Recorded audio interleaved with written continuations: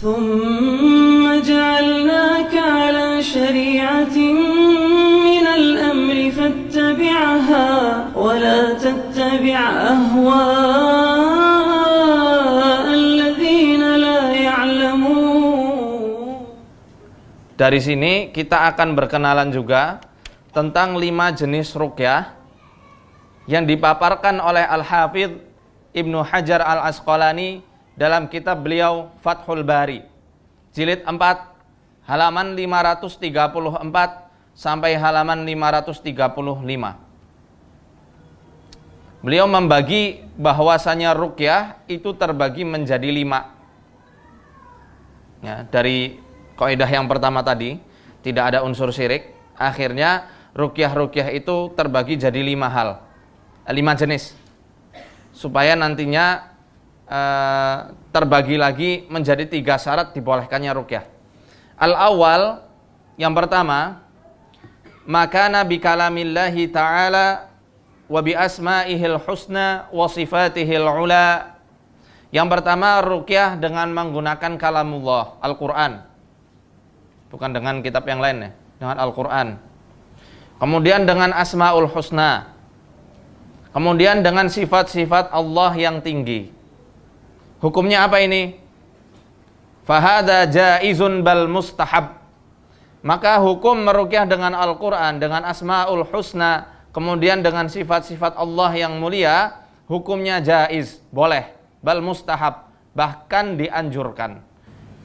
Atsani, yang kedua, mayaltahiqu bidzalika mimma kana bidzikri wad du'ail ma'tsur, meruqyah dengan doa-doa dan zikir-zikir yang ma'tsur, yang bersumber dari Nabi sallallahu alaihi wasallam.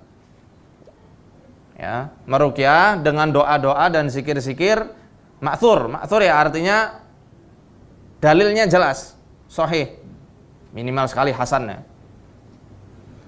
Jelas dari Nabi sallallahu alaihi wasallam. Hadza hukmuhu kasabiqihi jaizun mustahab.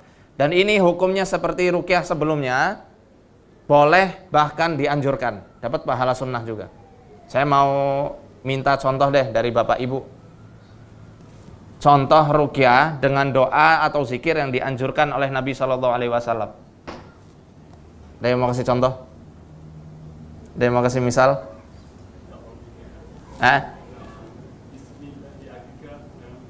Iya betul. Bismillahirrahmanirrahim. Min kulli syai'in yu'dzik. Ya, min kulli ainin hasid. Allahu yasfik. Terus yang sering zikir pagi petang insyaallah tahu itu. Bismillah.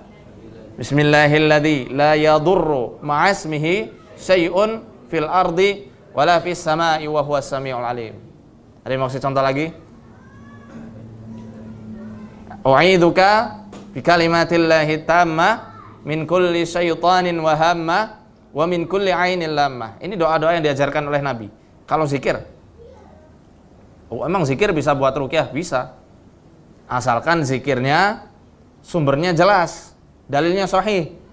Tidak zikir yang kita karang-karang sendiri. Tsalits, yang ketiga, makana bidzikri wad du'a'i ghairil ma'tsur. Ini zikir-zikir dan doa-doa yang tidak ma'tsur.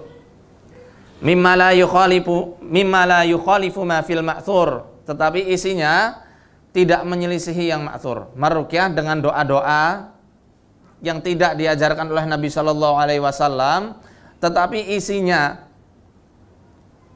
ya, tidak menyelisihi apa-apa yang ada pada ma'tsur, pada Al-Qur'an dan As-Sunnah. Hukumnya apa ini? Boleh tidak? Meruqyah dengan doa, tetapi doanya itu tidak diajarkan oleh Nabi. Dan isinya tidak menyelisihi apa-apa yang diajarkan oleh Nabi sallallahu alaihi wasallam. Boleh enggak? Boleh. Boleh tapi tidak mustahab. Boleh tapi tidak dianjurkan. Tidak dianjurkan. Contohnya gimana nih? Contoh, saya meruqyah dengan bahasa Jawa, boleh. Saya meruqyah dengan bahasa Indonesia atau bahasa Melayu, boleh. Contoh, ya Allah, sembuhkanlah saudaraku Fulan bin Fulan dari penyakit gatalnya. Tiupkan. Boleh. Lafaz itu tidak ada di dalam hadis maupun Al-Quran. Tetapi isinya tidak menyelisihi apa-apa yang ada dalam Al-Quran dan Sunnah. Boleh hukumnya. Yang keempat, ar-ruqa bima la yuqalu makna. Ruqyah dengan menggunakan bahasa-bahasa yang tidak difahami maknanya. Simsalabim, abrakadabra, itu apa artinya? Tidak boleh. Tidak boleh digunakan. Bahkan ada kalanya doa-doa bahasa Arab ya, yang bukan bersumber dari Al-Quran dan Sunnah itu jadi makruh untuk Bapak Ibu laksanakan. Tidak boleh diucapkan, tidak boleh digunakan untuk ruqyah ketika kita tidak mengerti bahasa Arab. Dikhawatirkan akan ada unsur-unsur syirik di dalamnya dan kita tidak sadar. Ya. Hukum ruqyah yang model keempat ini harus dijauhi. Tidak haram tapi harus dijauhi. Makruh hukumnya. Kenapa? Khawatir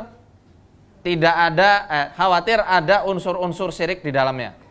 Ya, jadi tidak boleh dikerjakan. Bahkan jadi haram. Ya, intinya tidak boleh yang keempat ini.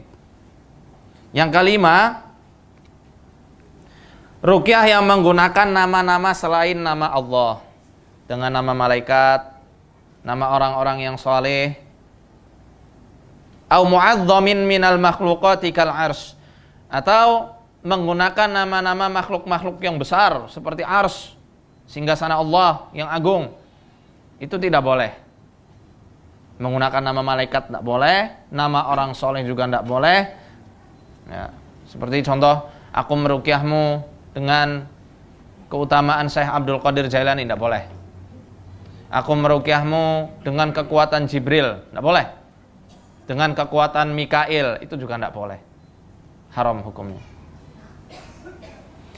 Atau dengan nama-nama yang jelas-jelas bahwasanya nama tersebut milik bangsa jin.